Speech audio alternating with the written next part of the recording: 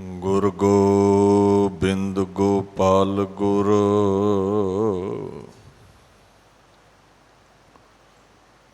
ਗੁਰਪੂਰਨ ਨਾਰਾਇਣ ਹੈ।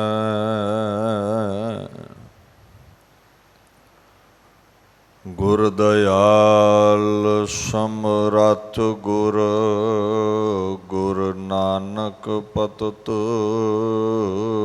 ਉਦਾਹਰਣ ਹੈ।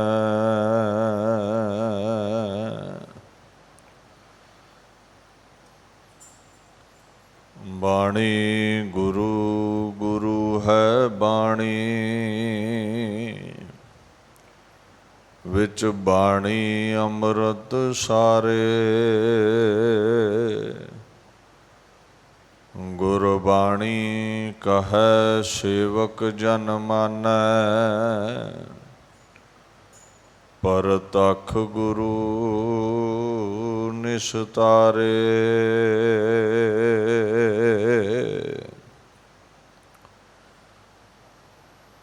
ਚਵਰ ਛਤਰ ਤਖਤ ਦੇ ਮਾਲਕ ਸਾਹਿਬ ਸ੍ਰੀ ਗੁਰੂ ਗ੍ਰੰਥ ਸਾਹਿਬ ਜੀ ਦੀ ਪਾਵਨ ਹਜ਼ੂਰੀ ਵਿੱਚ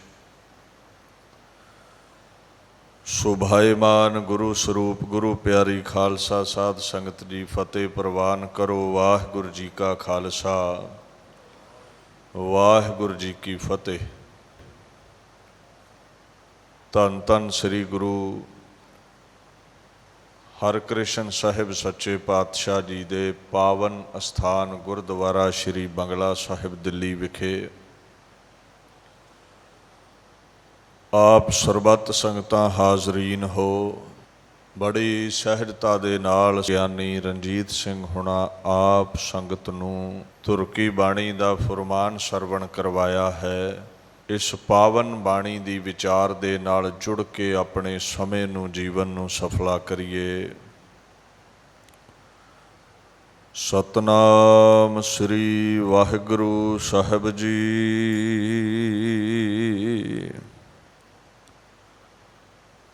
ਮਾਇਆ ਰੰਗ ਬਿਰੰਗ ਕਰਤ ਭ੍ਰਮ,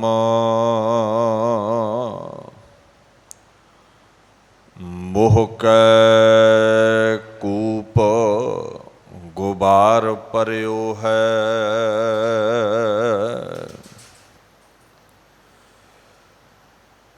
ਸ਼੍ਰੀ ਗੁਰੂ ਅਰਜਨ ਦੇਵ ਸਾਹਿਬ ਸੱਚੇ ਪਾਤਸ਼ਾਹ ਬਾਣੀ ਕੇ ਬੋਹਿਤ ਇਸ ਪਾਵਨ ਸਵਈਏ ਦੇ ਵਿੱਚ ਮੋਹ ਬਾਬਤ, ਮਾਇਆ ਬਾਬਤ, ਵਿਕਾਰਾਂ ਬਾਬਤ ਦੁਨੀਆ ਨੂੰ ਸੁਚੇਤ ਕਰਦੇ ਨੇ।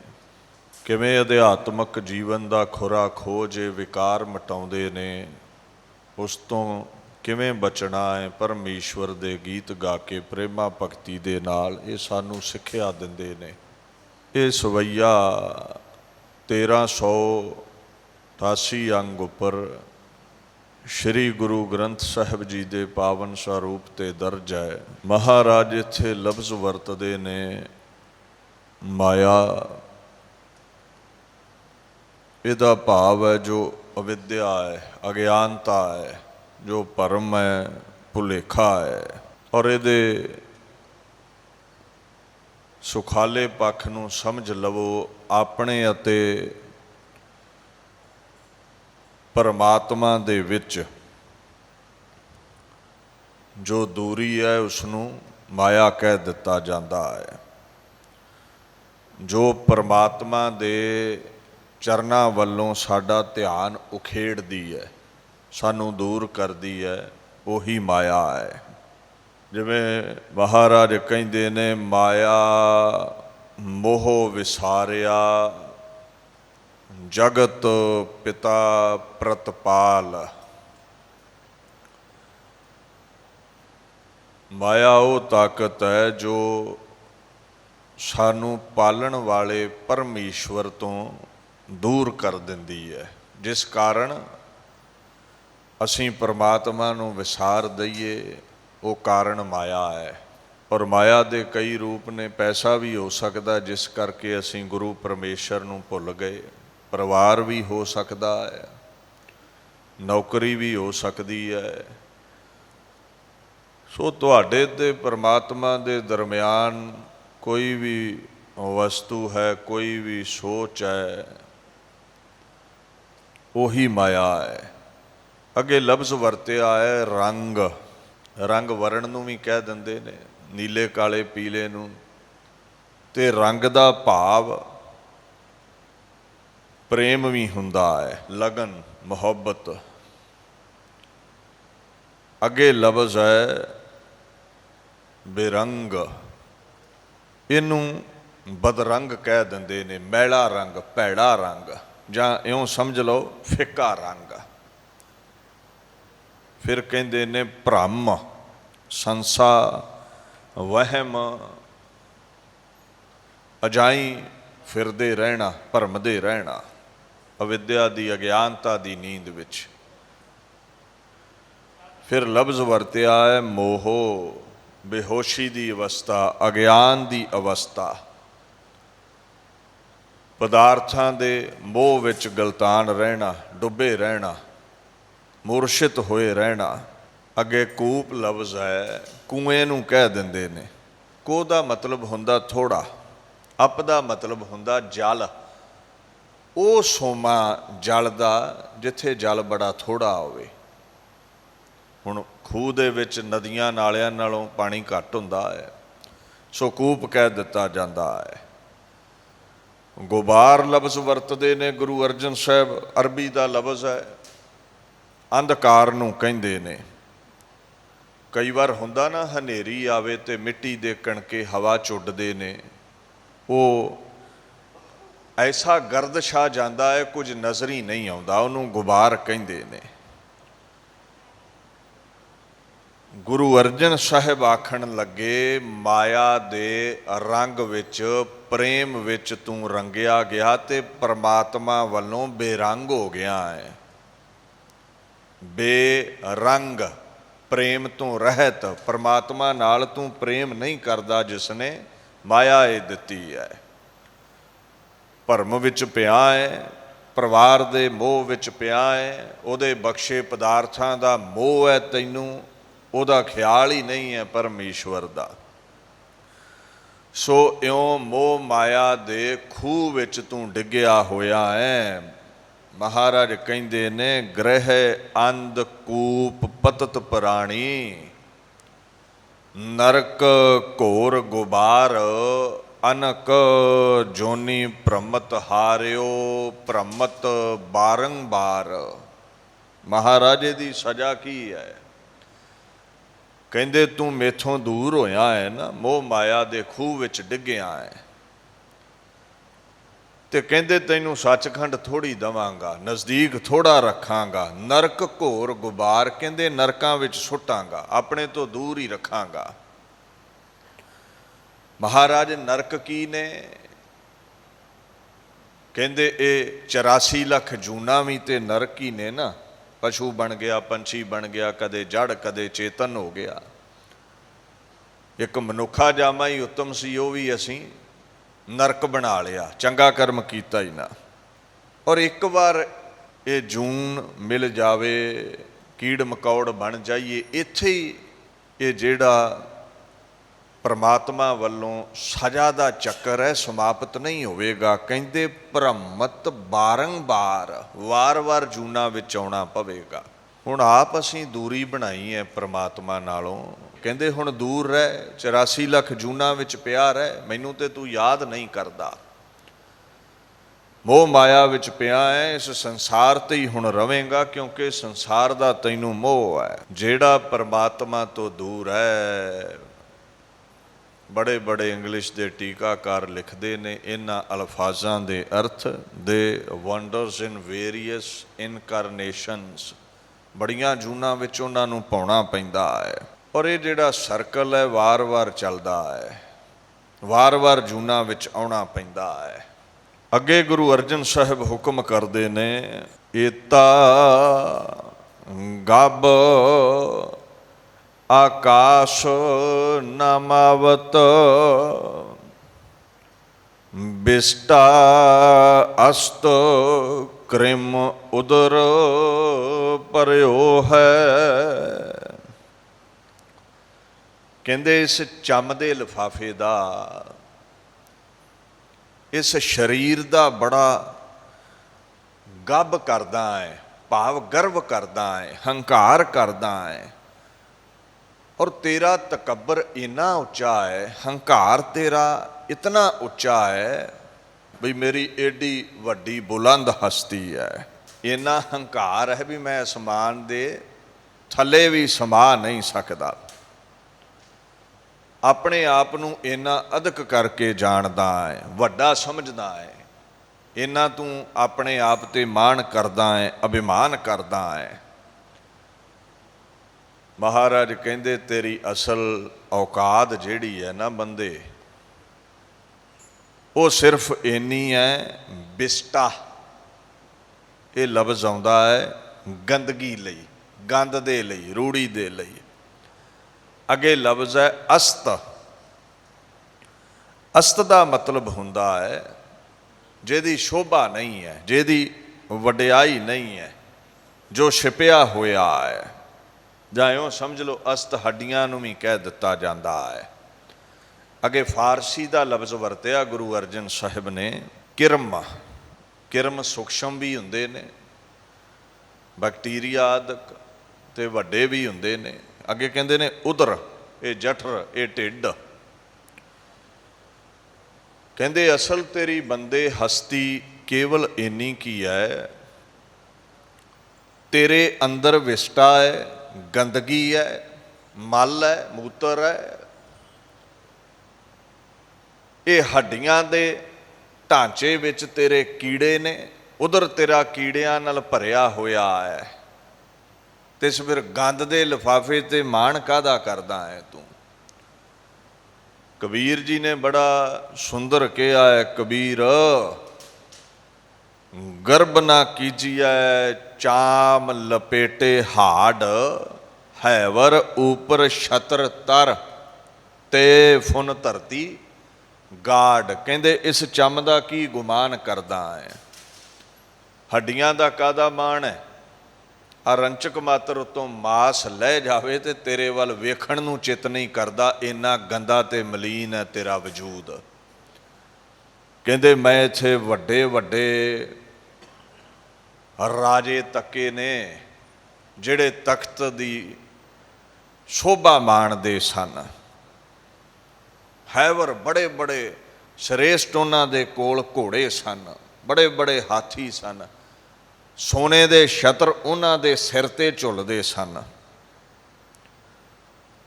ਅੰਤ ਨੂੰ ਕਹਿੰਦੇ ਮਿੱਟੀ ਵਿੱਚ ਗੱਡੇ ਮੈਂ ਤੱਕੇ ਨੇ, ਉਹ ਮਿੱਟੀ ਉਹਨਾਂ ਦੇ ਸਿਰ ਤੇ ਪਈ ਵੇਖੀ ਹੈ। ਇੱਕ ਸ਼ਾਇਰ ਕਹਿੰਦਾ ਹੈ, ਤਕੱਬੁਰ ਕਾ ਸਫੀਨਾ ਇਹ सितमगर डूब जाता है, अना के एक कतरे में सामुंदर डूब जाता है। ਕਹਿੰਦੇ ਇਹ ਜਿਹੜਾ ਤਕੱਬਰ ਹੈ ਨਾ, ਐਰੋਗੈਂਸ, ਇਹ ਜਿਹੜਾ ਹੰਕਾਰ ਹੈ, ਅਭਿਮਾਨ ਹੈ ਤੇਰਾ, ਯਾਦ ਰੱਖੀ ਇੱਕ ਨਾ ਇੱਕ ਦਿਨ ਤੈਨੂੰ ਡਬੋ ਦਵੇਗਾ। ਆਏ ਜ਼ੁਲਮ ਕਰਨ ਵਾਲੇ, ਆਏ ਸਿਤਮਗਰ, ਇਹ ਜਿਹੜਾ ਸਫੀਨਾ ਹੈ ਤੇਰੇ ਜੀਵਨ ਦਾ ਬੇੜਾ ਹੈ, ਤੇਰੇ ਹੰਕਾਰ ਨੇ ਡੋਬਣਾ ਹੈ। ਅਨਾ ਲਫ਼ਜ਼ ਆਉਂਦਾ ਹੈ ਈਗੋ ਲਈ। ਤੇਰੀ ਜਿਹੜੀ ਆਕੜ ਹੈ ਨਾ, ਇਉਂ ਸਮਝ ਲਈ ਇਹਨੇ ਹੀ ਤੇਰਾ ਇੱਕ ਦਿਨ ਖੁਰਾ ਖੋਜ ਮਿਟਾਉਣਾ ਹੈ, ਤੇਰਾ ਵਜੂਦ ਇਸਨੇ ਹੀ ਖਤਮ ਕਰਨਾ ਹੈ। ਸੋ ਹੰਕਾਰ ਬੰਦੇ ਨੂੰ ਲੈ ਡੁੱਬਦਾ ਹੈ। ਮਹਾਰਾਜ ਸੁਚੇਤ ਕਰਦੇ ਨੇ, ਇਹਦੇ ਕੋਲੋਂ ਦੂਰ ਰਹੋ। ਤੁਸੀਂ ਰੋਜ਼ ਪੜ੍ਹਦੇ ਹੋ, ਬੜੇ ਬੜੇ ਅਹੰਕਾਰੀਆ ਨਾਨਕ ਗਰਭ ਗਲੇ। ਵੱਡੇ ਵੱਡੇ ਹੰਕਾਰੀ ਗਰਭ ਵਿੱਚ ਹੀ ਗਲ ਗਏ, ਉਹਨਾਂ ਦਾ ਆਤਮਿਕ ਜੀਵਨ ਗਲ ਗਿਆ, ਸਰੀਰ ਅਹੰਕਾਰ ਵਿੱਚ ਉਹਨਾਂ ਦਾ ਗਲ ਗਿਆ, ਕ੍ਰੋਧ ਵਿੱਚ ਉਹ ਗਲ ਗਏ, ਚਿੰਤਾਵਾਂ ਵਿੱਚ ਉਹ ਗਲਦੇ ਗਏ। ਸੁਖੀ ਕਿਹੜਾ ਵਸਿਆ ਹੈ? ਕਹਿੰਦੇ ਸੁਖੀ ਬਸੈ ਮਸਕੀਨੀਆਂ ਆਪ ਨਿਵਾਰ, ਤਲੇ ਜਿਹੜੇ ਤਲ ਤੇ ਰਹਿੰਦੇ ਨੇ। ਈਗੋ ਛੱਡ ਦਿੱਤੀ, ਐਰੋਗੈਂਸ ਛੱਡ ਦਿੱਤੀ, ਅਹੰਕਾਰ ਛੱਡ ਦਿੱਤਾ, ਮਸਕੀਨ ਹੋ ਗਏ, ਨੀਵੇਂ ਹੋ ਗਏ, परमात्मा दे दर ते जिहड़े झुक गए सुख उन्हां माणिया है। हंकार दा बेड़ा जल्दी डुब जाता है। पातशाह कहते ने फिर इस चम दा हंकार काहदा है जो मिट्टी तो बनिया है। अज मिट्टी पैरां तले है, कल नूं सिर ते पै जानी है, कल नूं कब्र विच होवेगा। अगे महाराज कहते ने दह दिस धाए महा बिख्या कहो पर धन शीन अज्ञान हरियो है। दह फारसी दे विच 10 नूं कहंदे ने, 10 गिणती है। दिस दा मतलब तुसी समझदे ही हो, दिशावां। 10 दिशावां ने। ये ईस्ट वैसट नॉर्थ साउथ 4 हो गईयां। 4 इन्हां दे कोण हो गए, एक आसमान ते एक धरती नीचे। ये 10 दिशावां ने। धाए दा मतलब है दौड़े फिरना, भज्जे फिरना। अगे महाराज कहते ने विख्या। विख्या दा मतलब हुंदा है शब्द स्पर्श रूप रस गंध आदਿਕ जो विखे ने, काम आदਿਕ जो विकार ने, जो जहर वर्गे ने, जीवन नूं डबो दिंदे ने। धन दे 2 पक्ष ने, एक दौलत नूं संपत्ति नूं विभूति नूं कहा जाता है ते एक धनिका जवान इस्त्री नूं घरवाली नूं कहा जाता है। अगे लफ्ज़ है शीन, घसोट लेना, खो लेना, कब्जा कर लेना। ते हरियो दा मतलब है ठग लेना, चुरा लेना, खो लेना। गुरु साहब कहंदे ने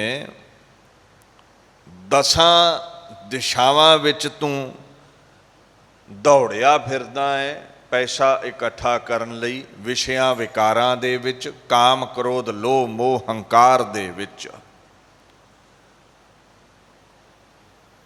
और तू होरां दा भी हक मारदा है, पर धन तू खो लैना है, पराए दी इस्त्री भी तू खो लैना है।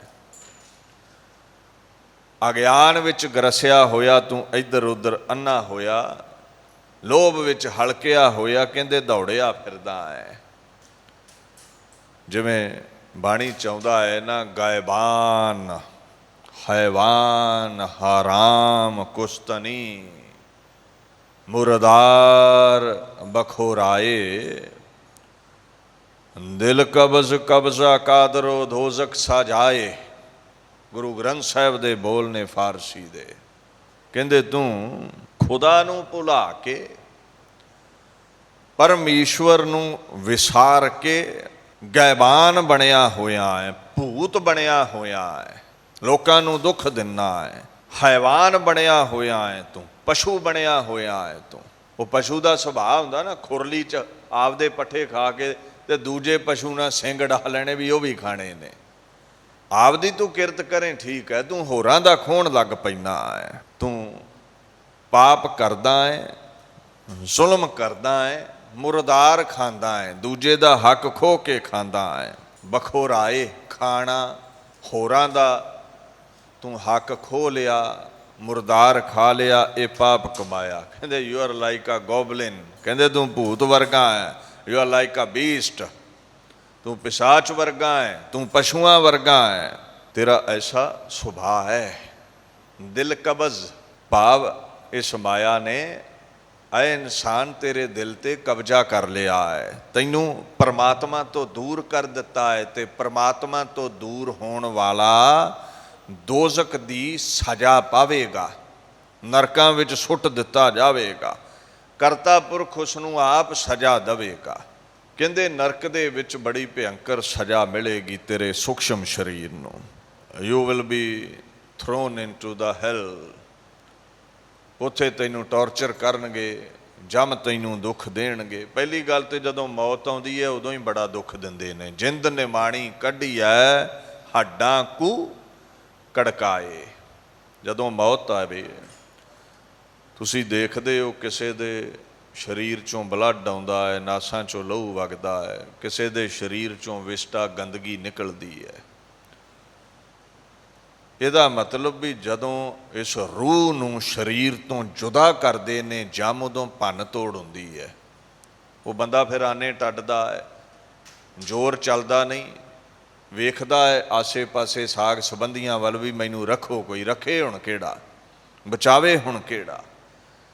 ਮਹਾਰਾਜ ਕਹਿੰਦੇ ਦੋਜਕ ਦੀ ਸਜ਼ਾ ਪਾਵੇਂਗਾ, ਅੰਤ ਸਮੇਂ ਵੀ ਦੁੱਖ ਪਾਵੇਂਗਾ, ਨਰਕਾਂ ਵਿੱਚ ਵੀ ਦੁੱਖ ਪਾਵੇਂਗਾ, ਕਿਉਂਕਿ ਪਰਮੇਸ਼ਵਰ ਨੂੰ ਭੁਲਾਇਆ ਹੈ ਜਿਸ ਨੇ ਸਭ ਸੁੱਖ ਸਹੂਲਤਾਂ ਦਿੱਤੀਆਂ ਨੇ। ਅਕ੍ਰਿਤ ਘਣਤਾ ਤੇ ਉਤਰਿਆ ਹੋਇਆ ਹੈ ਤੂੰ। ਪਰ ਧਨ ਪਰ ਤਨ ਪਰਤੀ ਨਿੰਦਾ ਪਰ ਅਪਬਾਦ ਨਾ ਛੂਟੈ, ਆਵਾਗਮਨ ਹੋਤ ਹੈ ਫੁਨ ਫੁਨ, ਇਹ ਪਰ ਸੰਗ ਨਾ ਟੂਟੈ। ਕਹਿੰਦੇ ਪਰਾਏ ਧਨ ਵੱਲ ਤੇਰੀ ਨਿਗਾਹ ਰਹਿੰਦੀ ਹੈ ਵੀ ਇਹ ਗਵਾਂਢੀਆਂ ਦਾ ਖੋਹਣਾ ਹੈ। ਮੈਂ ਆਪਣਾ ਘਰ ਸੁੱਖ ਸੁੱਖਾ ਨਾ ਵਸ ਰਿਹਾ ਹੈ, ਆਪਣੇ ਕੋਲ ਘਰ ਵਾਲੀ ਹੈ ਪਰ ਕਿਸੇ ਦੀ ਘਰ ਵਾਲੀ ਵੱਲ ਨਜ਼ਰ ਰੱਖਦਾ ਹੈ ਵੀ ਇਹਦਾ ਸੰਗ ਕਰਨਾ ਹੈ। ਇੱਦਾਂ ਹੀ ਇਸਤਰੀ ਗੈਰ ਮਰਦ ਵੱਲ ਨਜ਼ਰ ਰੱਖਦੀ ਹੈ, ਕਿਸੇ ਦੇ ਧਨ ਤੇ ਨਜ਼ਰ ਪਾਈ ਜਾਂਦੀ ਹੈ। ਆਪਣੀ ਪੀੜ੍ਹੀ ਥੱਲੇ ਸੋਟਾ ਨਹੀਂ ਮਾਰਦਾ ਵੀ ਕਿਸ ਕਰਤੂਤ ਦਾ ਮਾਲਕ ਹੈ, ਦੂਜਿਆਂ ਦੇ ਪਰਦੇ ਬੜੇ ਚੁੱਕਦਾ ਹੈ। ਪਾਰਤੀ ਨਿੰਦਾ, ਹੋਰਾਂ ਦੇ ਔਗਣ ਬੜੇ ਫਰੋਲਦਾ ਹੈ, ਹੋਰਾਂ ਦੀਆਂ ਖਬਰਾਂ ਬੜੀਆਂ ਟੀਵੀ ਤੇ ਅਖਬਾਰ ਤੇ ਸੁਣਾਉਂਦਾ ਹੈ। ਮਹਾਰਾਜ ਕਹਿੰਦੇ ਨੇ ਪਰ ਅਪਵਾਦ ਨਾ ਛੂਟੈ, ਹੋਰਾਂ ਨਾਲ ਝਗੜਾ ਕਰਦਾ ਹੈ, ਨਿੰਦਾ ਚੁਗਲੀ ਕਰਦਾ ਹੈ ਹੋਰਾਂ ਦੀ, ਇਹਦੀ ਇੱਕ ਸਜ਼ਾ ਹੈ ਆਵਾਗਮਨ ਹੋਤ ਹੈ ਫੁਨ ਫੁਨ। ਕਹਿੰਦੇ ਦੁਨੀਆ ਤੇ 84 ਲੱਖ ਜੂਨਾਂ ਵਿੱਚ ਆਵੇਂਗਾ ਜਾਵੇਂਗਾ, ਬਾਰੰਬਾਰ ਇਹ ਦੌਰ ਚੱਲਦਾ ਹੀ ਰਹੇਗਾ। ਇਹ ਪ੍ਰਸੰਗ ਨਹੀਂ ਖਤਮ ਹੋਵੇਗਾ, ਇਹ ਕਥਾ ਨਹੀਂ ਖਤਮ ਹੋਵੇਗੀ, ਇਹ ਨਿਵਰਤੀ ਨਹੀਂ ਹੋਵੇਗੀ ਤੇਰੀ ਆਵਾਗਮਨ ਤੋਂ। You will be coming and going in reincarnations, ਵਾਰ-ਵਾਰ ਜੰਮਦਾ ਮਰਦਾ ਤੂੰ ਰਵੇਂਗਾ। ਇਹ ਸਜ਼ਾ ਹੈ ਪਰਮਾਤਮਾ ਵੱਲੋਂ ਜੋ ਮੁਕਰਰ ਕੀਤੀ ਗਈ ਹੈ। ਸੋ ਮਹਾਰਾਜ ਅੱਗੇ ਗੁਰੂ ਅਰਜਨ ਸਾਹਿਬ ਹੁਕਮ ਕਰਦੇ ਨੇ, ਜੋਬਨ ਬੀਤ ਜਰਾ ਰੋਗ ਗਰਸਿਓ, ਜਮਦੂਤਨ ਡਨ ਮਿਰਤ ਮਰਿਓ ਹੈ। ਮਹਾਰਾਜ ਕਹਿੰਦੇ ਨੇ ਭਾਈ ਇਹ ਜਵਾਨੀ ਦਾ ਨਸ਼ਾ ਤੇਰਾ ਲੈਣ ਵਾਲਾ ਹੈ, ਜੋਬਨ ਤੇਰਾ ਬੀਤ ਜਾਣ ਵਾਲਾ ਹੈ, ਯੁਵਾ ਅਵਸਥਾ ਤੇਰੀ ਲੰਘਣ ਵਾਲੀ ਹੈ। ਜੋਬਨ ਧਨ ਪ੍ਰਭਤਾ ਕੈ ਮਦ ਮੈਂ ਅਹਨਿਸ ਰਹਿ ਦੀਵਾਨਾ। ਬੜਾ ਮਾਣ ਹੈ ਤੈਨੂੰ ਆਪਣੇ ਸਰੀਰ ਤੇ, ਹੁਸਨ ਤੇ, ਰੂਪ ਤੇ। ਕਹਿੰਦੇ ਇਹ ਸਦੀਵੀ ਨਹੀਂ ਹੈ, ਇਹਨੂੰ ਇੱਕ ਦਿਨ ਜਰਾ ਨੇ ਜਿੱਤਣਾ ਹੈ, ਬੁਢੇਪੇ ਨੇ ਜਿੱਤਣਾ ਹੈ, ਬ੍ਰਿਧ ਅਵਸਥਾ ਨੇ ਤੈਨੂੰ ਢਾ ਲੈਣਾ ਹੈ, ਝੁਰੜੀਆਂ ਨੇ ਤੈਨੂੰ ਇੱਕ ਦਿਨ ਜਕੜ ਲੈਣਾ ਹੈ। ਜ਼ਰਾ ਨੂੰ ਰੋਗ ਕਿਹਾ ਹੈ ਬਾਣੀ ਨੇ, ਭਾਵ ਬੁਢੇਪੇ ਵਿੱਚ ਦੁੱਖ ਦਰਦ ਬਿਮਾਰੀ ਸਾਥ ਨਹੀਂ ਛੱਡਦੀ। ਅੱਖਾਂ ਦੀ ਨਜ਼ਰ ਜਾਂਦੀ ਰਹਿੰਦੀ ਹੈ, ਕੰਨਾਂ ਨੂੰ ਸੁਣਨੋਂ ਹਟ ਜਾਂਦਾ ਹੈ, ਸੁਰਤੀ ਕਰਮ ਛੱਡ ਜਾਂਦੀ ਹੈ। ਸੋ ਰੋਗ ਬੜੇ ਜਕੜ ਲੈਂਦੇ ਨੇ, ਇਸ ਕਰਕੇ ਇੱਥੇ ਜ਼ਰਾ ਲਈ ਰੋਗ ਲਫ਼ਜ਼ ਵਰਤਿਆ ਹੈ। ਕਹਿੰਦੇ ਨੇ ਜ਼ਰਾ ਵਿੱਚ ਇੱਕ ਦਿਨ ਗਰਸਿਆ ਜਾਵੇਂਗਾ। ਗਰਸ ਦਾ ਮਤਲਬ ਹੁੰਦਾ ਨਿਗਲ ਲੈਣਾ, ਘੇਰ ਲੈਣਾ। ਤੇਰੀ ਜਵਾਨੀ ਨੂੰ ਜ਼ਰਾ ਨੇ ਨਿਗਲ ਲੈਣਾ ਹੈ, ਬੁਢੇਪੇ ਨੇ ਜਵਾਨੀ ਨੂੰ ਖਾ ਜਾਣਾ ਹੈ। ਅੱਗੇ ਲਫ਼ਜ਼ ਮਹਾਰਾਜ ਵਰਤਦੇ ਨੇ ਜਮਦੂਤਨ। ਯਮ ਦਾ ਮਤਲਬ ਵੈਸੇ ਰੋਕਣਾ ਵੀ ਹੁੰਦਾ ਹੈ, ਜਮ ਦਾ ਮਤਲਬ ਜਨਮ ਵੀ ਹੈ, ਜਮ ਦਾ ਮਤਲਬ ਮੌਤ ਦੇਣ ਵਾਲਾ, ਨਰਕ ਭੇਜਣ ਵਾਲਾ ਅਜ਼ਰਾਈਲ ਦੇਵਤਾ ਵੀ ਹੈ।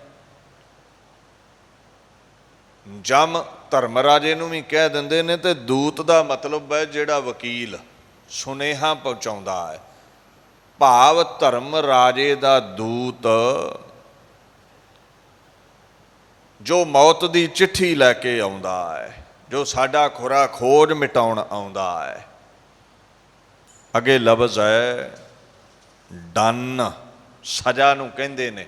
ਜੁਰਮਾਨੇ ਨੂੰ ਵੀ ਡਨ ਕਹਿ ਦਿੱਤਾ ਜਾਂਦਾ, ਚੱਟੀ ਨੂੰ ਵੀ, ਟੈਕਸ ਨੂੰ ਵੀ ਇਹ ਡਨ ਕਹਿ ਦਿੱਤਾ ਜਾਂਦਾ ਹੈ। ਫਿਰ ਮਿਰਤ ਲਫ਼ਜ਼ ਹੈ, ਮ੍ਰਿਤਿਉ, ਮੌਤ। ਇਹਦਾ ਮਤਲਬ ਸਮਝਿਓ ਇਸ ਪੰਕਤੀ ਦਾ। ਮਹਾਰਾਜ ਕਹਿੰਦੇ ਵਿਕਾਰਾਂ ਵਿੱਚ ਗਰਸਿਆ ਰਿਹਾ, ਜਵਾਨੀ ਰੰਗੀਨੀਆਂ 'ਚ ਲੰਘ ਗਈ, ਕਾਮ ਕ੍ਰੋਧ ਲੋਭ ਮੋਹ ਹੰਕਾਰ ਵਿੱਚ ਬਤੀਤ ਹੋ ਗਈ। ਪਤਾ ਹੀ ਨਾ ਚੱਲਿਆ ਬੁਢੇਪੇ ਦੇ ਰੋਗ ਨੇ ਆਨ ਢਾਇਆ, ਜਕੜ ਲਿਆ। ਅਖੀਰ ਜਮਾ ਦੇ ਹੱਥੋਂ ਇਹਦੀ ਮੌਤ ਹੋਈ। ਅਖੀਰਲੇ ਸਮੇਂ ਜਮਾ ਵੱਲੋਂ ਇਹਨੂੰ ਦੰਡਿਤ ਕੀਤਾ ਗਿਆ, ਭੰਨਿਆ ਗਿਆ, ਤੋੜਿਆ ਗਿਆ, ਡੰਨ ਦਿੱਤਾ ਗਿਆ। ਫਿਰ ਨਰਕਾਂ ਵਿੱਚ ਵੀ ਇਸ ਨੂੰ ਸਜ਼ਾ ਦਿੱਤੀ ਗਈ, ਨਰਕਾਂ ਵਿੱਚ ਵੀ ਇਸ ਨੂੰ ਤਪਾਇਆ ਗਿਆ। ਇੱਕ ਜਗ੍ਹਾ ਮਹਾਰਾਜ ਲਿਖਦੇ ਨੇ, ਪਾਪ ਕਰੇਦੜ ਸਰ ਪਰ ਮੁੱਠੇ, ਅਜ਼ਰਾਇਲ ਫੜੇ ਫੜ ਕੁੱਠੇ, ਦੋਜ਼ਕ ਪਾਇਆ ਸਿਰਜਣ ਹਾਰੈ, ਲੇਖਾ ਮੰਗੈ ਬਾਣੀਆਂ। ਆਖਣ ਲੱਗੇ ਪਾਪ ਕਰਦਾ ਰਿਹਾ, ਔਰ ਪਾਪ ਕਰਦਿਆਂ ਕਰਦਿਆਂ ਚੰਗੇ ਗੁਣਾਂ ਦੀ ਜਿਹੜੀ ਜਾਇਦਾਦ ਸੀ, ਸਰਮਾਇਆ ਸੀ, ਉਹ ਲੁਟਾ ਬੈਠਾ। ਚੰਗੇ ਗੁਣ ਕਿਹੜੇ ਨੇ? ਸਤ, ਸੰਤੋਖ, ਦਇਆ, ਧਰਮ, ਸੱਚ ਬੋਲਣਾ। ਦੇਵਨੇਤ ਨਾਲ ਜੋ ਤੇਰੇ ਹੱਕ ਦਾ ਹੈ, ਪ੍ਰਮਾਤਮਾ ਨੇ ਤੈਨੂੰ ਦਿੱਤਾ ਹੈ, ਉਹਦੇ ਵਿੱਚ ਖੁਸ਼ ਰਹਿਣਾ, ਠੱਗੀ ਨਹੀਂ ਮਾਰਨੀ, ਕਿਸੇ ਦਾ ਨਹੀਂ ਖੋਣਾ, ਮੁਰਦਾਰ ਨਹੀਂ ਖਾਣਾ। ਧਰਮ ਵਿੱਚ ਪਰਪੱਕ ਰਹਿਣਾ, ਗਰੀਬ ਗੁਰਬੇ ਤੇ ਦਇਆ ਕਰਨੀ, ਖਿਮਾ ਦਾ ਸੁਭਾਅ ਬਣਾ ਲੈਣਾ। ਇਹ ਵੱਡਾ ਸਰਮਾਇਆ ਹੈ ਸ਼ੁਭ ਗੁਣਾਂ ਦਾ। ਇਹ ਲੁੱਟਿਆ ਜਾਂਦਾ ਹੈ ਜਦੋਂ ਅਸੀਂ ਪਾਪ ਕਰਦੇ ਹਾਂ। ਅਜ਼ਰਾਇਲ ਜਿਹੜਾ ਸੀ ਨਾ, ਮੈਸੇਂਜਰ ਆਫ ਡੈਥ, ਉਹਨੇ ਫੜ ਲਿਆ ਹੈ ਅੰਤ ਦੇ ਸਮੇਂ, ਕੋ ਕੇ ਮਾਰਦਾ ਹੈ। ਅੰਤ ਦੇ ਸਮੇਂ ਉਹ ਦੁੱਖ ਬੜਾ ਦਿੰਦਾ ਹੈ, ਤੈਨੂੰ ਟੌਰਚਰ ਕਰੇਗਾ, ਸੀਜ਼ ਕਰੇਗਾ, ਤੇਰਾ ਖੁਰਾ ਖੋਜ ਮਿਟਾ ਦੇਵੇਗਾ। ਉਹਦੇ ਬਾਅਦ ਸੂਖਸ਼ਮ ਸਰੀਰ, ਜੀਵ ਆਤਮਾ, ਉਸ ਨੂੰ ਪਕੜ ਕਰਕੇ, ਜੋ ਅੱਖਾਂ ਦਾ ਵਿਸ਼ਾ ਨਹੀਂ, ਦਿਖਦੀ ਨਹੀਂ। ਜਿਵੇਂ ਸਾਇੰਸ ਕਹਿੰਦੀ ਹੈ ਨਾ, ਐਟਮਸ ਤੋਂ ਬੰਦਾ ਬਣਿਆ ਹੈ, ਪਰ ਉਹ ਐਟਮਸ, ਉਹ ਜਿਹੜੀ ਹਸਤੀ ਹੈ, ਉਹ ਮਾਈਕਰੋਸਕੋਪ ਨਾਲ ਵੀ ਨਹੀਂ ਨਜ਼ਰੀ ਆਉਂਦੇ। ਇੱਦਾਂ ਜੀਵ ਆਤਮਾ ਨਜ਼ਰੀ ਨਹੀਂ ਆਉਂਦੀ। ਕਹਿੰਦੇ ਉਹਨੂੰ ਪਕੜ ਕਰਕੇ ਦੋਜ਼ਖ ਪਾਇਆ ਜਾਵੇਗਾ, ਪਰਲੋਕ ਵਿੱਚ ਦੁੱਖ ਦਿੱਤਾ ਜਾਵੇਗਾ। ਕਿਹਦੇ ਹੁਕਮ ਵਿੱਚ? ਸਿਰਜਣ ਹਾਰੈ, ਪਰਮਾਤਮਾ ਦੇ ਹੁਕਮ ਵਿੱਚ। ਲੇਖਾ ਮੰਗੈ ਬਾਣੀਆਂ, ਬਾਣੀਏ ਦਾ ਇੱਕ ਸੁਭਾਅ ਹੁੰਦਾ ਹੈ, ਰੁਪਈਏ ਦਾ ਹਿਸਾਬ ਰੱਖਦਾ ਹੈ। ਚਵਾਨੀ ਦਾ ਵੀ ਹਿਸਾਬ ਰੱਖੇਗਾ। ਜਿਹੜਾ ਜ਼ਿਆਦਾ ਹੀ ਹਿਸਾਬ ਰੱਖੇ, ਆਪਾਂ ਕਹਿ ਦਿੰਦੇ ਨਾ ਵੀ ਤੂੰ ਤੇ ਬਾਣੀਆਂ ਹੈ ਭਾਈ। ਕਹਿੰਦੇ ਉਹ ਜਿਹੜਾ ਬਾਣੀਆਂ ਹੈ ਨਾ, ਧਰਮ ਰਾਜਾ, ਉਹ ਤੁਹਾਡੇ ਹਰ ਸਵਾਸ ਦਾ ਹਿਸਾਬ ਰੱਖਦਾ ਹੈ। ਤੁਸੀਂ ਚੰਗਾ ਕਰਮ ਕੀਤਾ ਹੈ, ਮੰਦਾ ਕੀਤਾ ਹੈ, ਇਹ ਸਭ ਉਹਦੀ ਡਾਇਰੀ ਵਿੱਚ ਚੜ੍ਹਦਾ ਜਾ ਰਿਹਾ ਹੈ। ਪੂਰਾ ਹਿਸਾਬ ਉਹ ਰੱਖ ਰਹੇ ਨੇ। ਸੋ ਇਉਂ ਸਮਝ ਲੈ ਉਹ ਅਕਾਊਂਟੈਂਟ ਹੈ ਸਾਡਾ। ਸ਼ੁਭ ਅਸ਼ੁਭ ਕਰਮਾਂ ਦਾ ਹਿਸਾਬ ਉਹ ਚੰਗੀ ਤਰ੍ਹਾਂ ਰੱਖੇਗਾ, ਫਿਰ ਉਹਦੇ ਅਨੁਸਾਰ ਸਜ਼ਾ ਮਿਲੇਗੀ। ਸ਼ੁਭ ਕਰਮ ਨੇ ਸਵਰਗ ਮਿਲ ਗਿਆ, ਅਸ਼ੁਭ ਕਰਮ ਨੇ ਨਰਕ ਮਿਲ ਗਿਆ। ਸ਼ੁਭ ਕਰਮ ਨੇ ਮਨੁੱਖਾ ਜਾਮਾ ਮਿਲ ਗਿਆ, ਅਸ਼ੁਭ ਕਰਮ ਨੇ ਕਈ ਜਨਮ ਪਏ, ਕੀਟ ਪਤੰਗਾ, ਕੀੜ ਮਕੌੜ ਦੀ ਜੂਨ ਮਿਲ ਗਈ। ਮਹਾਰਾਜ ਕਹਿੰਦੇ ਨੇ ਸਜ਼ਾ ਜਮ ਉਹਨੂੰ ਦਿੰਦਾ ਹੈ ਬਿਨ ਬੂਝੇ, ਜਮ ਦੇਤ ਡੰਡ, ਭਗਤ ਬਿਹੂਨਾ ਖੰਡ ਖੰਡ। ਜਿਹੜੇ ਪਰਮਾਤਮਾ ਨੂੰ ਨਾ ਬੁੱਝ ਸਕੇ, ਇਸ ਮਨੁੱਖੇ ਜਾਮੇ ਦਾ ਜਿਹੜਾ ਫਲ ਹੈ ਨਾ, ਉਹ ਹੈ ਪਰਮੇਸ਼ਵਰ ਦੀ ਪ੍ਰਾਪਤੀ। ਬੁੱਝ ਹੀ ਨਾ ਸਕੇ ਇਹ ਜਨਮ ਕਾਹਦੇ ਲਈ ਮਿਲਿਆ ਹੈ। ਜੀਵਨ ਦੀ ਸੂਝ ਨਾ ਰਹੀ, ਚੰਗੇ ਕਦਮ ਪੁੱਟਣ ਦਾ ਧਿਆਨ ਨਾ ਰੱਖਿਆ, ਜਦੋਂ ਸੂਝ-ਬੂਝ ਤੋਂ ਪਰਮਾਤਮਾ ਦੂਰ ਰਿਹਾ, ਮਾਇਆ ਵਿੱਚ ਪਏ ਰਹੇ, ਜਮਾਂ ਦੇ ਹੱਥ ਚੜ੍ਹ ਗਏ, ਫਿਰ ਉਹਨਾਂ ਦੰਡ ਦਿੱਤਾ ਹੈ, ਉਹਨਾਂ ਸਜ਼ਾ ਦਿੱਤੀ ਹੈ। ਦਾ ਮੈਸੇਂਜਰ ਆਫ ਡੈਥ ਕਹਿੰਦੇ ਤੈਨੂੰ ਪਨਿਸ਼ਮੈਂਟ ਦੇਵੇਗਾ, ਤੈਨੂੰ ਸਜ਼ਾ ਦੇਵੇਗਾ। ਭਗਤ ਬਿਹੂਣਾ, ਖੰਡ ਖੰਡ ਭਗਤੀ ਤੋਂ ਬਿਹੂਣਾ ਬੰਦਾ ਟੁਕੜੇ ਟੁਕੜੇ ਕਰ ਦਿੱਤਾ ਜਾਂਦਾ ਹੈ, ਉਹਨੂੰ ਇਹ ਸਜ਼ਾ ਦਿੱਤੀ ਜਾਂਦੀ ਹੈ। ਅੱਗੇ ਜੂਨਾਂ ਦਾ ਜ਼ਿਕਰ ਕਰਦੇ ਨੇ ਗੁਰੂ ਅਰਜਨ ਸਾਹਿਬ, ਕਹਿੰਦੇ ਅਨਕ ਜੋਨ ਸੰਕਟ ਨਰਕ ਪੁੰਚਤ, ਸਾਸਨ ਦੁਖ ਗਰਤ ਗਰਿਓ ਹੈ। ਅਨੇਕਾਂ ਜੂਨਾਂ ਨੇ, ਅਨਕ ਨਾ ਇੱਕ, ਭਾਵ ਅਨੇਕ, ਬੇਅੰਤ ਜੂਨਾਂ ਨੇ। ਜਿਵੇਂ ਕਰੀਬਨ ਕਹਿ ਦਿੰਦੇ ਨੇ ਨਾ ਵੀ 84 ਲੱਖ ਜੂਨਾਂ ਨੇ। ਹੁਣ 84 ਲੱਖ ਜੂਨਾਂ 'ਚ ਕਿੰਨੀ ਗਿਣਤੀ ਹੈ ਕੋਈ ਨਹੀਂ ਜਾਣਦਾ, ਇਸ ਸਫ਼ਰ ਬਾਰੇ ਕੋਈ ਨਹੀਂ ਸਮਝ ਸਕਦਾ। ਮਹਾਰਾਜ ਕਹਿੰਦੇ ਨੇ ਅਨੇਕਾਂ ਹੀ ਜਨਮ ਨੇ, ਅਨੇਕਾਂ ਵਾਰ ਹੀ ਉਤਪਤੀ ਹੁੰਦੀ ਹੈ, ਲੈਤਾ ਹੁੰਦੀ ਹੈ, ਗਰਭ ਵਿੱਚ ਆਉਣਾ ਪੈਂਦਾ ਹੈ, ਮਿਟਣਾ ਪੈਂਦਾ ਹੈ। ਇਹ ਵੱਡਾ ਸੰਕਟ ਹੈ। ਹੁਣ 10 ਮਹੀਨੇ ਮਾਈ ਦੇ ਗਰਭ ਵਿੱਚ ਲਟਕੇ ਰਹਿਣਾ, 9-10 ਮਾਹ ਟੰਗੇ ਰਹਿਣਾ, ਇਹ ਕੋਈ ਸੌਖਾ ਥੋੜ੍ਹੀ ਹੈ। ਉਹ ਬੱਚਾ ਰੋਂਦਾ ਹੈ ਨਾ ਜਨਮ 'ਤੇ, ਵੈਰਾਗ ਕਰਦਾ ਹੈ। ਸਤਿਪੁਰਸ਼ ਇਹਦਾ ਪੱਖ ਇਹ ਦੱਸਦੇ ਨੇ ਵੀ ਮਾਇਆ ਹੁਣ ਪਕੜੇਗੀ ਜਕੜੇਗੀ, ਵੈਰਾਗ ਕਰਦਾ ਹੈ। ਪਰਮੇਸ਼ਵਰ ਗਰਭ ਵਿੱਚ ਪੁੱਠੇ ਲੜਕੇ ਜਠਰ ਦੀ ਅੱਗ ਤੋਂ ਡਰਦੇ ਹੋਏ ਤੈਨੂੰ ਯਾਦ ਰੱਖਿਆ ਸੀ, ਹੁਣ ਸੁਰਤੀ ਖੰਡ ਖੰਡ ਹੋ ਜਾਵੇਗੀ। ਮਾਇਆ ਇਸ ਚਿੱਕੜ ਵਿੱਚ ਹੁਣ ਆਗਾਜ਼ ਹੋ ਗਿਆ ਹੈ, ਦੁਨੀਆ 'ਚ ਆ ਗਏ ਆ। ਇੱਕ ਪੱਖ ਤੇ ਆਏ ਤੇ ਦੂਜਾ ਪੱਖ ਇਹ ਹੈ ਵੈਰਾਗ ਕਰਦਾ ਹੈ, ਰੋਂਦਾ ਹੈ, ਗੁਬਾਰ ਕੱਢਦਾ ਹੈ ਵੀ ਇਹ ਗਰਭ ਗਲੋਂ ਲੈ ਗਿਆ। 10 ਮਹੀਨੇ ਪੁੱਠੇ ਲੜਕੇ ਰਹੇ ਆ, ਬੜੀ ਮੁਸ਼ਕਿਲ ਸੀ, ਨਿਕਲ ਆਏ ਬਾਹਰ, ਬਚ ਗਏ।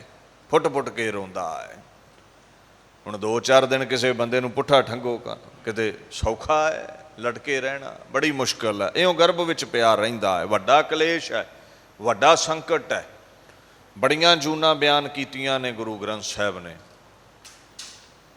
ਜਦੋਂ ਤੁਸੀਂ ਆ ਪੰਕਤੀ ਪੜ੍ਹਦੇ ਹੋ ਨਾ, ਕਈ ਜਨਮ ਪਏ ਕੀਟ ਪਤੰਗਾ, ਅੱਗੇ ਪੜ੍ਹਦੇ ਜਾਓ, ਕਈ ਜਨਮ ਗਜਮੀਨ ਕੁਰੰਗਾ, ਕਈ ਜਨਮ ਪੰਖੀ ਸਰਪ ਹੋਇਓ, ਕਈ ਜਨਮ ਹਾਇਵਰ ਬ੍ਰਿਕਜ ਹੋਇਓ, ਕਈ ਜਨਮ ਸਾਖ ਕਰ ਉਪਾਇਆ, 184 ਜੋਨ ਪਰਮਾਇਆ, ਕਈ ਜਨਮ ਗਰਭ ਹਿਰ ਖਰਿਆ। ਕਈ ਵਾਰ ਤੇ ਕਹਿੰਦੇ ਦੁਨੀਆ ਤੇ ਤੂੰ ਆ ਗਿਆ ਜੂਨਾਂ ਵਿੱਚ, ਕਈ ਵਾਰ ਮਾਂ ਦੇ ਪੇਟ ਵਿੱਚ ਹੀ ਖੁਰ ਜਾਂਦਾ ਰਿਹਾ ਹੈ ਤੂੰ। ਕਈ ਵਾਰ ਬੱਚਾ ਮਰ ਜਾਂਦਾ ਹੈ, 2-4 ਮਹੀਨਿਆਂ ਦਾ ਗਰਭ ਵਿੱਚ ਖੁਰ ਜਾਂਦਾ ਹੈ, ਕਈ ਵਾਰ ਮੋਇਆ ਪੈਦਾ ਹੁੰਦਾ ਹੈ। ਸੋ ਇੱਥੇ ਬੜੀਆਂ ਜੂਨਾਂ ਨੇ। ਇਹ ਬੜਾ ਵੱਡਾ ਸੰਕਟ ਹੈ, ਵੱਡਾ ਕਲੇਸ਼ ਹੈ, ਵੱਡਾ ਦੁੱਖ ਹੈ।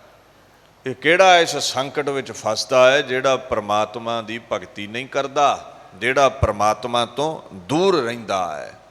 ਜਿਵੇਂ ਕਬੀਰ ਜੀ ਕਹਿੰਦੇ ਨੇ ਨਾ, ਕਹਿੰਦੇ ਬੜੀ ਵਾਰ ਗਰਭ ਵਿੱਚ ਆਉਣਾ ਪਿਆ ਹੈ,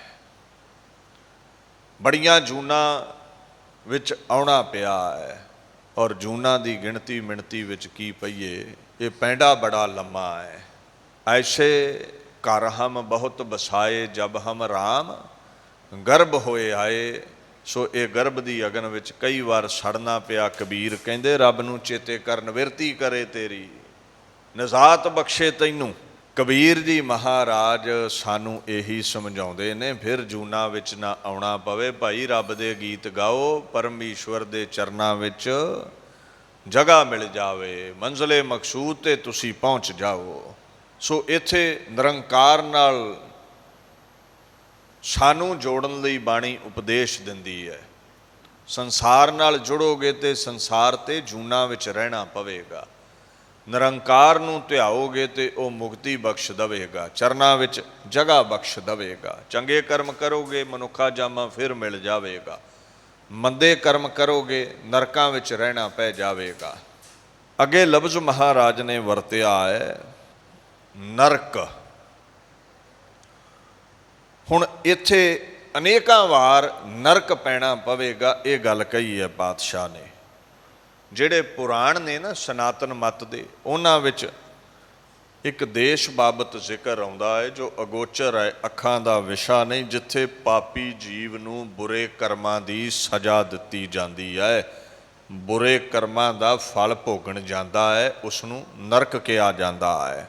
ਦੋਜ਼ਕ, ਜਹੰਨਮ, ਇਹ ਹਰ ਧਰਮ ਦੇ ਵਿੱਚ ਇਹਦਾ ਜ਼ਿਕਰ ਮਿਲੇਗਾ। ਹੁਣ ਇਹ ਜਿਹੜਾ ਨਰਕ ਹੈ, ਇਹਦਾ ਇੱਕ ਹੋਰ ਪੱਖ ਵੀ ਹੈ। ਜਿਹੜਾ ਨੀਚ ਕਰਮ ਕਰੇ, ਕਹਿੰਦੇ ਉਹਦਾ ਜੀਵਨ ਕੁਕਰਮੀ ਦਾ ਨਰਕਾਂ ਵਰਗਾ ਹੈ, ਦੁਖਦਾਇਕ ਹੈ। ਮਹਾਰਾਜ ਕਹਿੰਦੇ ਤੂੰ ਨਰਕ ਪੁੰਚੇਂਗਾ। ਪੁੰਚ ਦਾ ਮਤਲਬ ਹੁੰਦਾ ਹੈ ਭਖਣਾ, ਭੋਗਣਾ। ਨਰਕ ਵਿੱਚ ਕਹਿੰਦੇ ਤੈਨੂੰ ਆਉਣਾ ਪਵੇਗਾ। ਅੱਗੇ ਲਫ਼ਜ਼ ਹੈ ਸਾਸਨ। ਸਾਸਨ ਦਾ ਮਤਲਬ ਹੁੰਦਾ ਹੈ ਦੰਡ ਦੇਣਾ, ਸਜ਼ਾ ਦੇਣੀ, ਹੁਕਮ ਕਰਨਾ। ਮਹਾਰਾਜ ਕਹਿੰਦੇ ਨੇ ਪਾਪ ਕੀਤਾ, ਜੂਨਾਂ ਵਿੱਚ ਪੈ ਗਿਆ, ਪਾਪ ਕਰਮ ਦੀ ਸਜ਼ਾ ਫਿਰ ਤੈਨੂੰ ਜਮ ਦਿੰਦੇ ਨੇ, ਤੈਨੂੰ ਤਾੜਦੇ ਨੇ, ਤੇਰੇ ਲਈ ਬੜੀ ਮੁਸ਼ਕਲ ਖੜੀ ਕਰਦੇ ਨੇ। ਜਾਂ ਇਉਂ ਸਮਝ ਲਓ 84 ਲੱਖ ਜੂਨਾਂ ਵਿੱਚ। ਸਾਸਨ ਤੋਂ ਭਾਵ ਹੈ ਸਾਨੂੰ ਪਰਮਾਤਮਾ ਦੇ ਹੁਕਮ ਵਿੱਚ ਦੁੱਖ ਮਿਲਦਾ ਹੈ। ਗਰਤ ਵੈਸੇ ਟੋਏ ਨੂੰ ਵੀ ਕਿਹਾ ਜਾਂਦਾ ਹੈ। ਗੁਰੂ ਅਰਜਨ ਸਾਹਿਬ ਪਾਤਸ਼ਾਹ ਆਖਣ ਲੱਗੇ, ਭਾਈ ਪਾਪ ਕਰਦਾ ਹੈ, ਨਰਕਾਂ ਦੇ ਟੋਏ ਵਿੱਚ ਸੁੱਟਿਆ ਜਾਵੇਗਾ, ਵਿਕਾਰਾਂ ਵਿੱਚ ਪਿਆ ਹੈ, ਜੀਵਨ ਕਾਲ ਵਿੱਚ ਰੋਗਾਂ ਸੋਗਾਂ ਵਿੱਚ ਗਲਿਆ ਰਵੇਂਗਾ।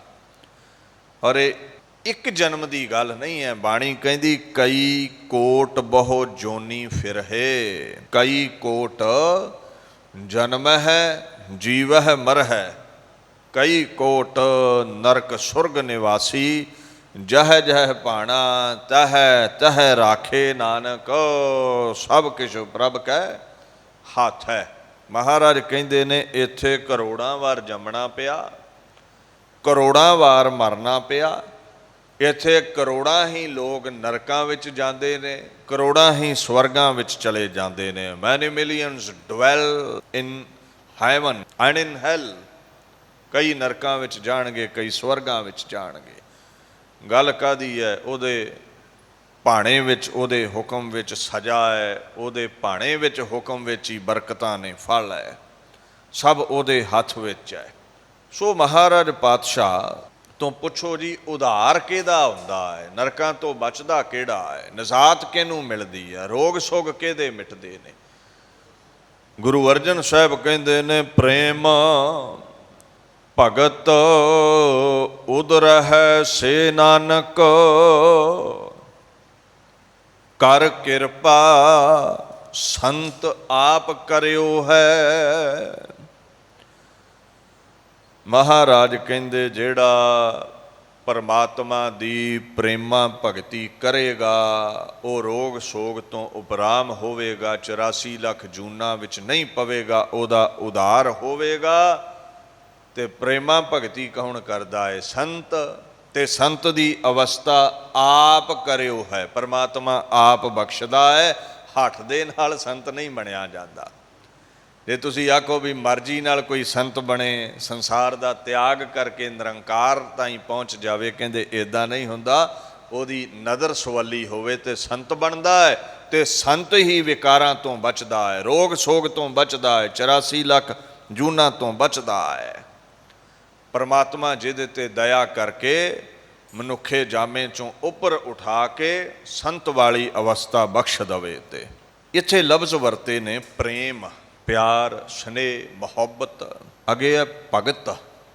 ਭਗਤ ਦਾ ਮਤਲਬ ਵੈਸੇ ਤੇ ਤਕਸੀਮ ਵੀ ਹੁੰਦਾ ਹੈ, ਵੰਡਣਾ, ਪਰ ਇੱਥੇ ਭਗਤੀ ਤੋਂ ਭਾਵ ਹੈ ਸ਼ਰਧਾ, ਪਰਮਾਤਮਾ ਦੇ ਗੀਤ ਗਾਉਣੇ, ਸੇਵਾ ਕਰਨੀ, ਪਰਮੇਸ਼ਰ ਦੀ ਸੇਵਾ ਵਿੱਚ, ਪੂਜਾ ਵਿੱਚ ਆਪਣਾ ਧਿਆਨ ਟਿਕਾਉਣਾ, ਲਿਵ ਲਾਉਣੀ, ਪਰਮਾਤਮਾ ਦੇ ਗੁਣਾਂ ਨੂੰ ਗਾਉਣਾ, ਇਹਨੂੰ ਭਗਤ ਕਹਿ ਦਿੱਤਾ ਜਾਂਦਾ ਹੈ। ਹਰ ਇੱਕ ਸੇਤੀ ਪਿਰਹੜੀ, ਹਰ ਇੱਕੋ ਮੇਰਾ ਚਿੱਤ, ਜਨ ਨਾਨਕ ਇੱਕ ਆਧਾਰ ਹਰ, ਪ੍ਰਭ ਇਕਸ ਤੇ ਗਤ ਪਤ।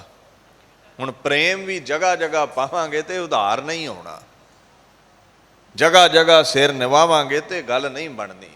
गुरु रामदास कहते ने भाई एक परमात्मा नाल ही यारी पा, एक परमात्मा दे नाल ही प्रेम कर जो बड़ा सोहना है सुंदर है, उन्होंने ही अपने चित्त विच टिका, क्योंकि वो एक परमेश्वर जिहड़ा है ਜਿਹੜੇ उस नाल प्रेम करते ने उन्हां नूं गत ते पत बख्शदा है। गत कहंदे ने मुक्ति नूं, पत कहंदे ने ऑनर वडियाई जय जयकार।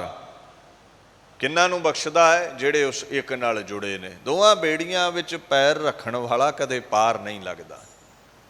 साडा सुभाਅ ही कुछ वखरा जिहा है। असीं कबरां ते भी दौड़े फिरदे हां, असीं मूरतां वल भी दौड़े फिरदे हां, आदम जात वल भी दौड़े फिरदे हां, किधरे रब नूं भी असीं मन्नी जा रहे हैं। कहंदे इदां गल नहीं बननी, एक परमेश्वर दे दर दा हो जा, फिर कहंदे तेरा उद्धार होवेगा, फिर तू उधर सकेगा, रोग सोगां तो उपराम होवेगा, मुक्ति मिलेगी तैनूं। भाई नंद लाल जी दे न जिथे गज़लां ने रुबाइयां ने उत्थे कुछ बैंत भी मिलते ने। फारसी दे बोल ने उस महापुरुष दे माबर ऐबाद खाकम अज दरे दोस्त दुश्मनम सरजनद के हर जाइस्त।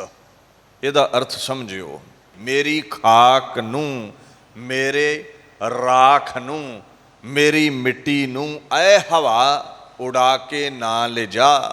ते किसी ने पूछा किते, ते भाई नंद लाल जी कहंदे ने जे गुरु नानक अकाल पुरख दे दर तो मेरी खाक नूं ऐ हवा तू उड़ा के किते होर लै गई ना, वो मेरे जिहड़े दुश्मन ने, वो जिहड़े मनमुख ने, वो आखणगे हर जाई, हर थां ते ही तुरिया फिरदा रहा है, दर दर ते भड़कदा रहा है, मोया है ये तन की खाक भी होरां दरां ते उड्डी फिरदी है। इहदा भाव समझियो जिंदे रहे ते गुरु नानक दे रहे, गुरु परमेश्वर दे दर दे रहे, अकाल पुरख दे दर दे रहे। जे खाक भी हो गए तो इच्छा यही सी गुरु नानक दे दर ते ही पए रहिए, परमात्मा दे दर ते ही पए रहिए, होर किधरे ना साडे तन की खाक उड़ के चली जावे। यह है इक्के नाल प्रीति, यह है इक्के नाल प्यार। जिहड़ा इक्के नाल प्यार करेगा उही मुक्त होवेगा, उहदा ही रोगां सोगां तो उधार होवेगा, उन्हों ही दस्तगीर परमात्मा बांह पकड़ के रखेगा, उहदी ही परमात्मा रखिया करेगा। पार ब्रह्म पूरन जन ओट तेरी शरण उधरह जन कोट। जेड़े एक परमात्मा की शरण आए ऐसे करोड़ां जन ने, महापुरुष ने, जिन्हां दा उद्धार हो गया, जिन्हां दे रोग सोग मिट गए। Millions will be saved in your century. तेरी शरण जेड़ा आ गया वो महाराज बचिया है। पर एक गल दा ख्याल रखियो, संत बचे ने रोगां सोगां तो, विकारां तो, 84 लख जून तो, पर संत ओदी किरपा तो बिना नहीं तू बन सकदा। ये अवस्था ओदी किरपा तो बिना, दया तो बिना, मिहर तो बिना प्राप्त नहीं हो सकती। संत की है जिन्हें इंद्रे वस विच कीते ने, जिहदा मन काबू दे विच है। ਵੱਡੇ ਭਾਗ ਹੋਣ ਤੇ ਗੁਰੂ ਦੀ ਕਿਰਪਾ ਨਾਲ ਕੋਈ ਮਨੁੱਖ ਸੰਤ ਬਣਦਾ ਹੈ। ਇੱਥੇ ਲੱਖਾਂ ਸਤ ਸੰਗੀ ਮੱਥਾ ਟੇਕਣ ਆਉਂਦੇ ਨੇ, ਸਾਰੇ ਹੀ ਬਾਣੀ ਸੁਣਦੇ ਨੇ, ਸਾਰੇ ਹੀ ਗੁੜਕਾ ਸਾਹਿਬ ਲੈ ਕੇ ਬਾਣੀ ਪੜ੍ਹਦੇ ਨੇ, ਪਰ ਸੰਤ ਕੋਈ ਕਰੋੜਾਂ ਚੋਂ ਵਿਰਲਾ ਬਣਦਾ ਹੈ। ਮੁਸ਼ੱਕਤ ਘਾਲ ਕੇ ਉਹ ਤਖਤ ਮਿਲਦਾ ਹੈ, ਗੁਰੂ ਦੀ ਕਿਰਪਾ ਨਾਲ ਉਹ ਅਸਮਤ ਮਿਲਦੀ ਹੈ। ਤੇ ਜਿਹੜੇ ਉਸ ਅਵਸਥਾ ਨੂੰ ਨਹੀਂ ਮਾਣ ਸਕੇ ਨਾ, ਹੱਥ ਨਾ ਪਹੁੰਚੇ ਤੇ ਥੂ ਕੌੜੀ, ਉਹ ਕਹਿ ਦਿੰਦੇ ਸੰਤ ਹੁੰਦੇ ਹੀ ਨਹੀਂ। पता है चौंकड़ा लाना पैना, इबादत करनी पैनी है, सवासा ना बाणी पढ़नी पैनी है, तो सौखा काम तो है नहीं। सो उस अवस्था ही गलों ला दो भी संत होंदे ही नहीं। अखे कदे बाणी नूं ध्यान नाल पढ़ी, भगती उही कर सकता है जिहदे ते गुरु की कृपा। संत उही बन सकता है जिसनों तू प्रभ वल तिस क्या मोह छंदगी, जिसनों तेरी मेहर सो तेरी ਬੰਦਗੀ ਜਿਹਦੇ ਤੇ ਤੇਰੀ ਮਿਹਰ ਹੋਵੇ ਨਾ, ਜਿਹਦੇ ਤੂੰ ਵੱਲ ਹੋਵੇਂ, ਉਹ ਕਿਸੇ ਦੀ ਮੁਤਾਜੀ ਨਹੀਂ ਕਰਦਾ, ਕਿਸੇ ਦੀ ਗੁਲਾਮੀ ਨਹੀਂ ਕਰਦਾ। ਰੱਬ ਦੇ ਗੀਤ ਸਾਰੇ ਗਾਉਂਦੇ ਨੇ, ਪਰ ਮਨ ਉਹਦਾ ਹੀ ਟਿਕਦਾ ਹੈ ਜਿਹਦੇ ਤੇ ਤੇਰੀ ਨਜ਼ਰ ਹੋ ਜਾਵੇ, ਜਿਹਦੇ ਤੇ ਤੇਰੀ ਕਿਰਪਾ ਹੋ ਜਾਵੇ, ਉਹੀ ਤੇਰੀ ਇਬਾਦਤ ਕਰਦਾ ਹੈ। ਮਹਾਰਾਜ ਕਹਿੰਦੇ ਨੇ ਪੂਰਾ ਗੁਰ ਅਖਿਓ ਜਾਂ ਕਾ ਮੰਤਰ, ਅੰਮ੍ਰਿਤ ਦ੍ਰਿਸ਼ਟ ਪੇਖੈ ਹੋਏ ਸੰਤ। ਸੰਤ ਕੌਣ ਹੈ? ਮਨ ਕਿਹਦਾ ਕਾਬੂ ਵਿੱਚ ਹੈ? ਜਿਹਦੇ ਤੇ ਪੂਰੇ ਗੁਰੂ ਦੀ ਨਜ਼ਰ ਪੈ ਗਈ, ਗੁਰੂ ਨਾਨਕ ਦੀ ਪਰਮ ਈਸ਼ਵਰ ਦੀ ਨਜ਼ਰ ਪੈ ਗਈ। ਉਹ ਗੁਰੂ ਜਿਹਦਾ ਮੰਤਰ ਅਖੈ ਹੈ, ਅਟਲ ਹੈ, ਜਿਹਦੀ ਬਾਣੀ ਸਦੀਵੀ ਦੁਨੀਆ ਤੇ ਪ੍ਰਗਟ ਹੈ, ਰਹਿਣ ਵਾਲੀ ਹੈ। ਹਿਸ ਟੀਚਿੰਗਸ ਆਰ ਐਵਰਲਾਸਟਿੰਗ, ਉਹਦੇ ਬੋਲ ਸਦਾ ਹੀ ਰਹਿਣੇ ਨੇ ਦੁਨੀਆ ਤੇ। ਉਹ ਗੁਰੂ ਜਿਹਦੀ ਦ੍ਰਿਸ਼ਟੀ ਅੰਮ੍ਰਿਤ ਵਰਸਾਉਂਦੀ ਹੈ, ਵਿਕਾਰਾਂ ਦੇ ਜ਼ਹਿਰ ਨੂੰ ਕੱਟ ਦਿੰਦੀ ਹੈ ਅੰਮ੍ਰਿਤਮਈ ਦ੍ਰਿਸ਼ਟੀ। ਜਦੋਂ ਅੰਮ੍ਰਿਤਮਈ ਦ੍ਰਿਸ਼ਟੀ ਪੈ ਗਈ ਨਾ ਤੁਹਾਡੇ ਚੋਂ ਕਿਸੇ ਇੱਕ ਤੇ, ਤੁਸੀਂ ਲੱਖਾਂ ਦ੍ਰਿਸ਼ਟੀ ਪਾਉਂਦੇ ਹੋ ਗੁਰੂ ਤੇ, ਪਰ ਉਹ ਕਿਸੇ ਇੱਕ ਆਧ ਤੇ ਹੀ ਕਿਰਪਾਮਈ ਦ੍ਰਿਸ਼ਟੀ ਕਰਦਾ ਹੈ, ਜਿਹੜੇ ਉਹਦੇ ਹੁਕਮ ਵਿੱਚ ਚੱਲਦੇ ਨੇ। ਫਿਰ ਕੀ ਹੋਵੇਗਾ? ਦ੍ਰਿਸ਼ਟੀ ਪੈ ਗਈ, ਅੰਮ੍ਰਿਤ ਦ੍ਰਿਸ਼ਟ ਪੇਖੈ ਹੋਏ ਸੰਤ, ਤੈਨੂੰ ਸੰਤ ਦੀ ਅਵਸਥਾ ਮਿਲੇਗੀ, ਤੇਰਾ ਮਨ ਕਾਬੂ ਆ ਜਾਵੇਗਾ, ਇੰਦਰੇ ਤੇਰੇ ਸ਼ਾਂਤ ਹੋ ਜਾਣਗੇ। You will become saint beholding his ambrosial glance. ਕਹਿੰਦੇ ਨੇ ਅੰਧ ਕੂਪ ਮਹਿ ਪਰਿਓ ਪ੍ਰਾਨੀ, ਭਰਮ ਗੁਬਾਰ ਮੋਹ ਬੰਦ ਭਰੇ, ਕਹੋ ਨਾਨਕ ਪ੍ਰਭ ਹੋਤ ਦਿਆਰਾ, ਗੁਰ ਭੇਟੈ ਕਾਢੈ ਬਾਹਾਂ ਫਰੇ। ਕਹਿੰਦੇ ਇਹ ਪ੍ਰਾਣੀ ਅੰਧਕੂਪ ਵਿੱਚ, ਮਾਇਆ ਦੇ ਖੂਹ ਵਿੱਚ, 84 ਲੱਖ ਜੂਨਾਂ ਦੇ ਖੂਹ ਵਿੱਚ, ਦੁੱਖਾਂ ਤਕਲੀਫਾਂ ਵਿਘਨਾਂ ਦੇ ਖੂਹ ਵਿੱਚ, ਰੋਗਾਂ ਸੋਗਾਂ ਦੇ ਖੂਹ ਵਿੱਚ ਡੁੱਬਿਆ ਹੋਇਆ ਹੈ ਤੂੰ। ਅੰਦਰੋਂ ਤੇ ਸੱਚਾਈ ਇਹ ਹੈ, ਨਾਨਕ ਦੁਖੀਆ ਸਭ ਸੰਸਾਰ।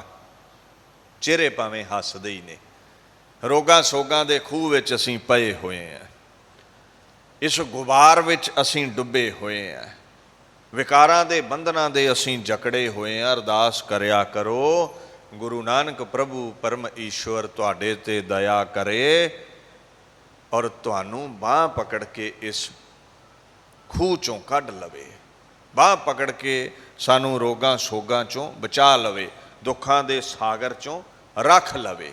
ਰੱਖੇਗਾ ਉਹਨੂੰ ਜਿਹੜੇ ਉਹਦੇ ਅੱਗੇ ਅਰਦਾਸ ਕਰਦੇ ਨੇ, ਔਰ ਉਹਦੀ ਕਿਰਪਾ ਦੇ ਨਾਲ ਹੀ ਸੰਤ ਵਰਗਾ ਮਹਾਨ ਮਰਾਤਬਾ ਪ੍ਰਾਪਤ ਹੁੰਦਾ ਹੈ।